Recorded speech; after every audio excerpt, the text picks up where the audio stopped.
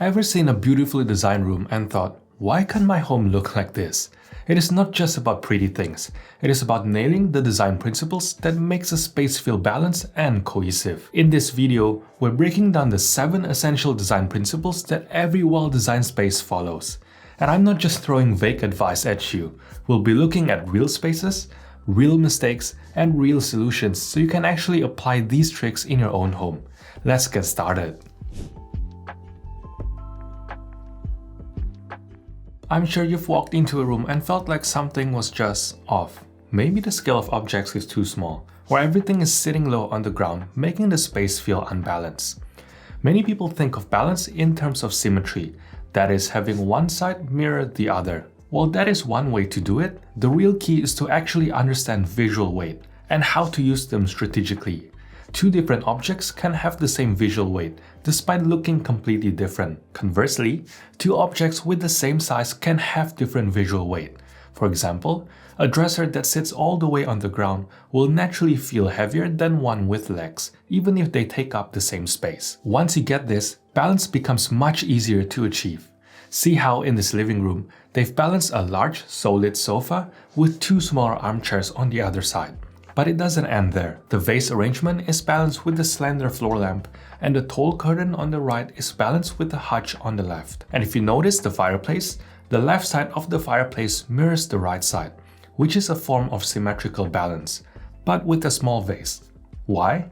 Because the floor lamp is visually lighter than the arrangement. Placing the vase on the left, while not a big deal, can make it feel a bit lopsided. Now that is balance applied on the horizontal level. But our homes exist in 3 dimensions, hence it is also important to consider height. If everything is low, your eye gets stuck on the bottom half of the room. A simple fix? Add a tall element like a floor lamp, a bookshelf, artwork, or curtain hung high and wide. Take a look at this dining room. There's an arrangement on the sideboard that adds height, and so do other elements like the mirror, giant artwork, tall tree, curtains, and the chandelier.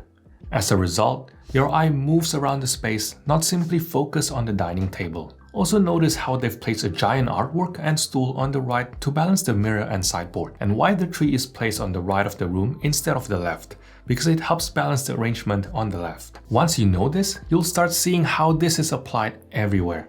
Here, for example, you have a lamp and a tree on the other side. And in the middle of the room, a large sofa and 2 armchairs on the opposite side. Now I can easily remove the tree here, but once I do that, you'll suddenly feel like this room is missing something, kind of an itch to fill in that empty corner.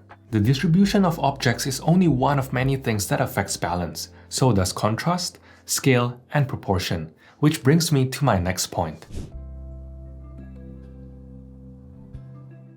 Maybe you've been in a living room where the sofa is too big for the space, or a bedroom where the tables look tiny against the bed. These are common scale and proportion mistakes, and they make your room feel unbalanced.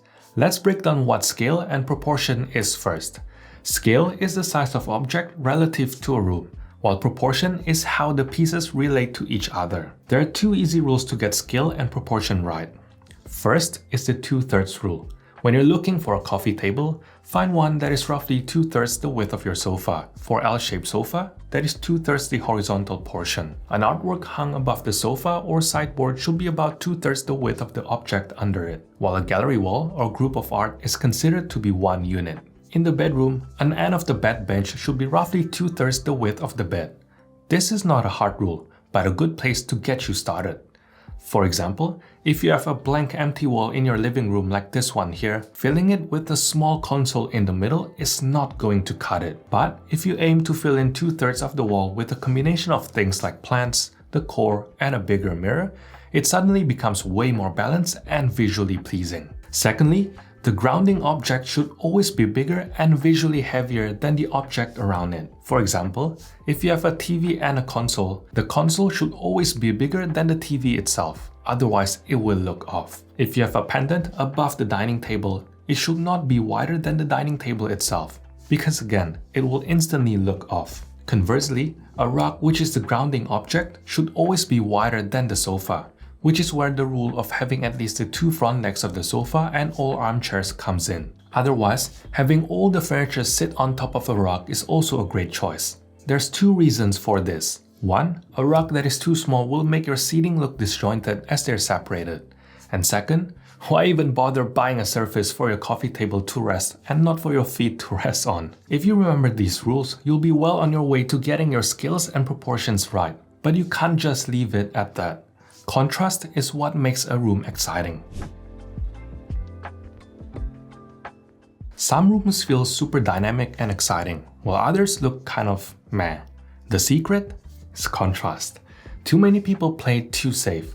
They buy a gray sofa, then pair it with a gray rug, gray walls, and gray curtains, which results in a gray hole of nothingness. The fix is easy. Introduce contrast. If you have a dark sofa, pair it with a light textured rug. If your furniture is all boxy and angular, mix in some curved elements like a round coffee table or a sculptural lamp. A lot of people think contrast is just about light and dark colors, but it is so much more than that. It applies to texture, smooth versus rough, shapes, curved versus angular, finishes, matte versus glossy, and materials, soft versus hard. The trick is pairing opposites. These two living room nails contrast.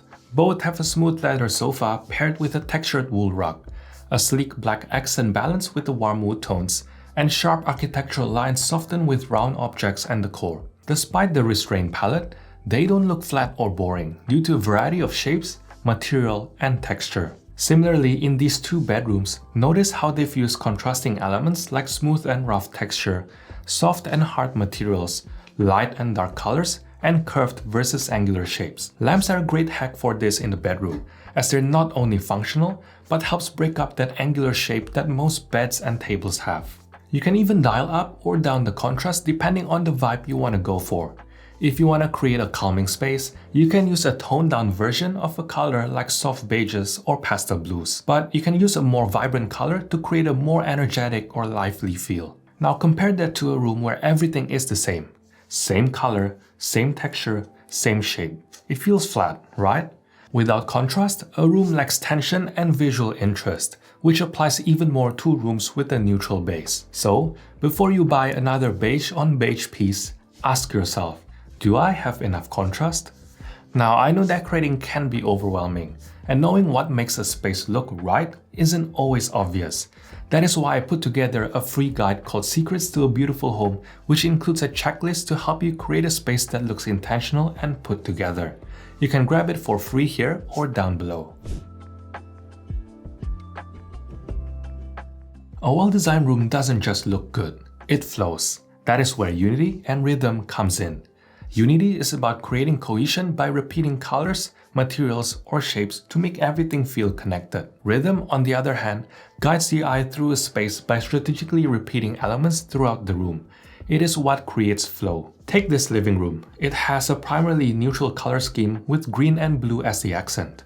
Notice how the green accent color appears repeatedly on the armchair, a sofa cushion, a lampshade, and even the plant on the left. Then blue tones are echoed in the coffee table, artworks, and another lampshade on the other side of the room. There's also brass finishes repeated across the coffee table, lighting, and wall sconces, and black metals are repeated on the curtain rods, side table, and fireplace. All of this repetition is what creates that feeling of unity and rhythm. All of the elements I mentioned are repeated multiple times in different materials, but not just that, they are also distributed throughout the room.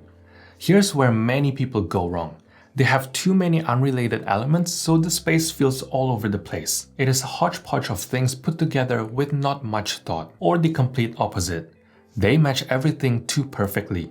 Same shade, same texture, same set. I've seen so many rooms that decorate like this because they're playing it too safe, but it just makes a space fall flat. Yes, you need to repeat colors and materials for a space to feel cohesive, but vary the shades, textures, and shapes so your space feels layered. One easy trick to do this is to actually take your time when decorating.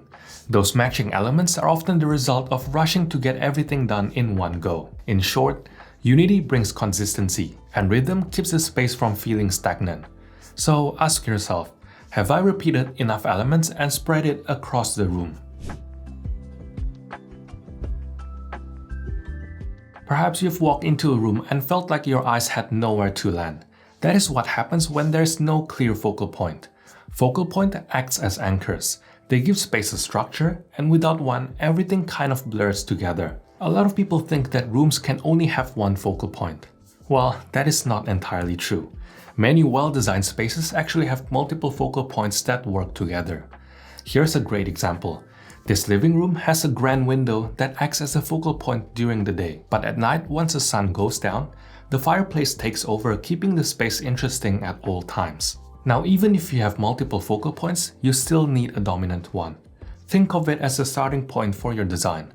In a bedroom, it is usually the headboard. In a living room, it could be a fireplace, a built-in bookcase, or even a TV. In this grand room, for example, it is the window with a huge full-grown tree. And in this hallway, it is the potted tree. Whatever it is, the rest of the layout will flow from there. One mistake I see all the time is unintended focal points. For example, an accent wall on a completely blank wall with nothing on it. This rarely works because it will simply draw your eye from the rest of the room to a meaningless wall that has nothing on it. A good focal point isn't just about grabbing attention. It is about guiding the experience of the room. It should draw you in but still let your eye move around to other elements. And if you want help pulling everything together in your living room, I've got something exciting coming up. My living room design course launches at the end of March. It is packed with step-by-step guidance to help you design your dream living room effortlessly. Join the waitlist now to be the first to know when it is live. Now, those are the 6 main design principles, but there's one final one that brings everything together, and that is details. The difference between a well-designed room and one that feels unfinished are the details. Think of it like fashion. A great outfit isn't just about the clothes, it is the accessories, the shoes, the little things that pull everything together. Interiors work the same way. If your space feels unfinished, add some books, vases, or objects to coffee tables and shelves. Layer in textiles like pillows, throws, and curtains to soften the space. If a flat surface feels empty, consider adding in a decorative tray, a simple vase, or a bowl. But here's the flip side. Too much stuff can also backfire. Ever seen a room packed with so much decor that it feels more like a flea market than a home? That is what happens when there is no editing. Here's my simple rule for decorating. Every object should be either beautiful, functional, or sentimental. If it is none of those 3, it doesn't need to be out in the open. And then there's also the generic decor trap. If your home looks straight out of a big box store aisle with all the trendy decors in it, then it is probably time to reassess if they're simply decor for the sake of decor, or if they actually mean something to you. The most beautiful homes aren't just well designed. They tell a story of the people who live in it. And personal objects are what makes homes feel homely. A painting you got from a trip, vintage finds, handmade ceramics, family photos, or books that you've read. These are the things that make a home yours. If you enjoyed this video, check out this video on the non-negotiable design rules for a beautiful space, or this video on why your home looks off. Otherwise, thanks for watching, and I'll see you in the next one.